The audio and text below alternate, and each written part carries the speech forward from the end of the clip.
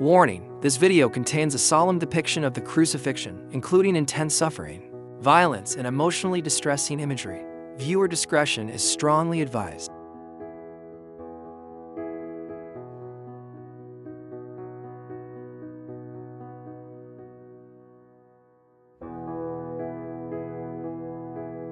Next 30 seconds to remove distractions and prepare yourself.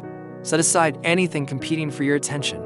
Become still and enter this moment with focus, reverence, and an open heart.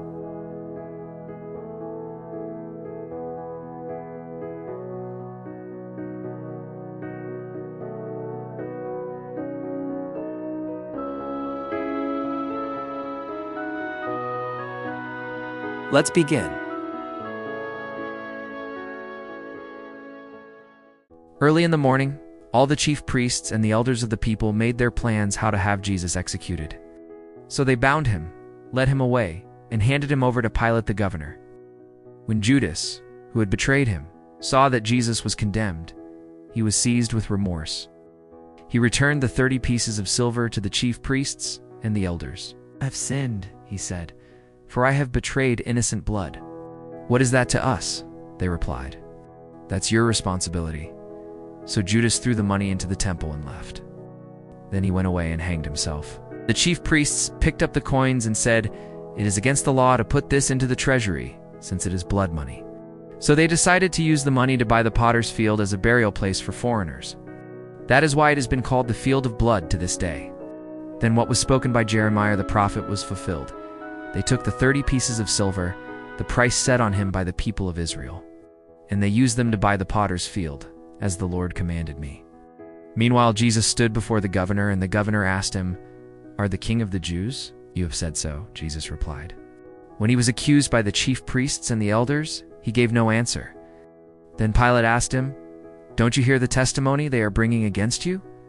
But Jesus made no reply, not even to a single charge, to the great amazement of the governor. Now it was the governor's custom at the festival to release a prisoner chosen by the crowd. At that time they had a well-known prisoner whose name was Jesus Barabbas. So when the crowd had gathered, Pilate asked them, "Which one do you want me to release to you? Jesus Barabbas, or Jesus who is called the Messiah?"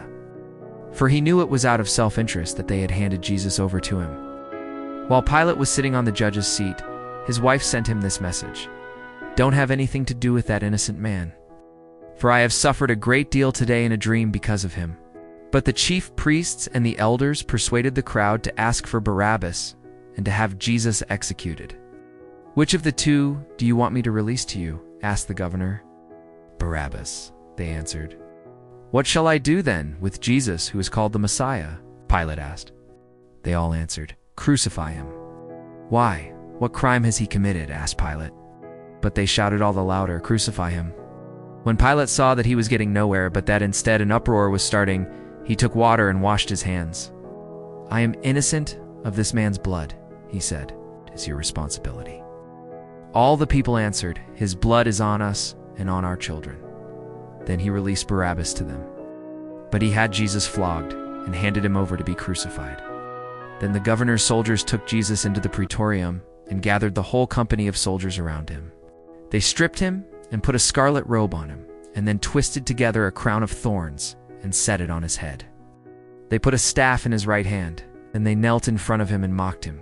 "Hail, King of the Jews," they said. They spit on him and took the staff and struck him on the head again and again. After they had mocked him, they took off the robe and put his own clothes on him.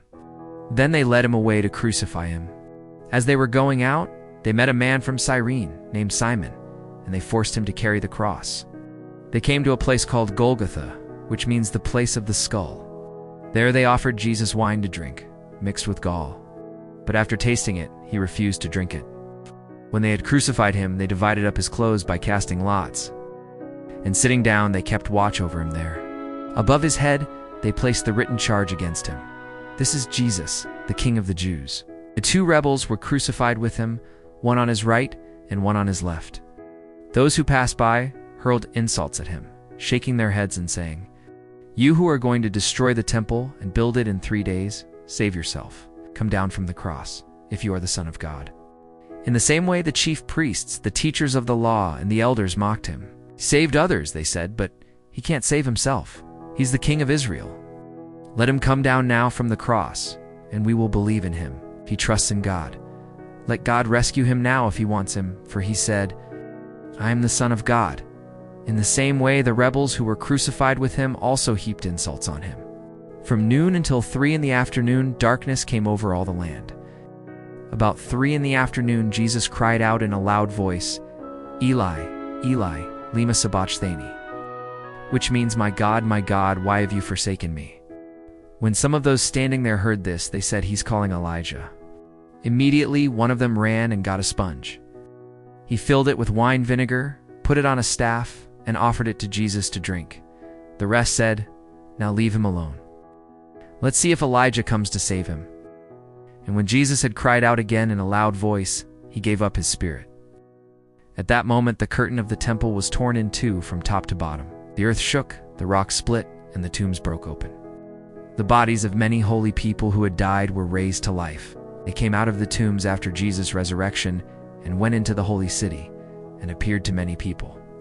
When the centurion and those with him who were guarding Jesus saw the earthquake and all that had happened, they were terrified and exclaimed, surely he was the Son of God. Many women were there, watching from a distance. They had followed Jesus from Galilee to care for his needs. Among them were Mary Magdalene, Mary the mother of James and Joseph, and the mother of Zebedee's sons. As evening approached, there came a rich man from Arimathea named Joseph, who had himself become a disciple of Jesus. Going to Pilate, he asked for Jesus' body, and Pilate ordered that it be given to him. Joseph took the body, wrapped it in a clean linen cloth, and placed it in his own new tomb that he had cut out of the rock. He rolled a big stone in front of the entrance to the tomb and went away. Mary Magdalene and the other Mary were sitting there opposite the tomb. The next day, the one after preparation day, the chief priests and the Pharisees went to Pilate. Sir, they said, we remembered that while he was still alive, that deceiver said, after 3 days, I will rise again. So give the order for the tomb to be made secure until the 3rd day. Otherwise, his disciples may come and steal the body. Tell the people that he has been raised from the dead. This last deception will be worse than the first. Take a guard, Pilate answered. Go, make the tomb as secure as you know how. So they went and made the tomb secure by putting a seal on the stone and posting the guard.